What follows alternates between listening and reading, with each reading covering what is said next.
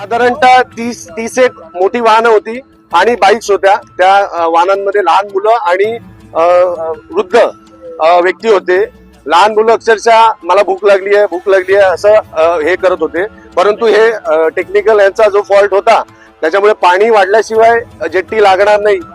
साधारणतः आता बघा 2 तासानंतर आमची यामधून सुटका झालेली आहे. म्हणजे 3 वाजता सुरू केलेला प्रवास आमचा 7:30 वाजता आज संपलेला आहे. युनिटचा हायड्रोलिक पाईप ब्रेक होऊन त्याच्यातून प्रचंड प्रमाणामध्ये ऑइल बाहेर पडलं. त्याच्यानंतर इथली समुद्राच्या आतमध्ये खाडीच्या आतमध्येच ही रोरो बोट थांबवण्यात आली. जवळपास 1.5 तासानंतर आता जेमतेम त्यांनी जुगाड करून हा काठावरती आणलेली आहे. एकच जेट्टी आज शनिवार रविवारी 3-3 तास जेट्टीसाठी नंबरसाठी वेटिंग करायचं.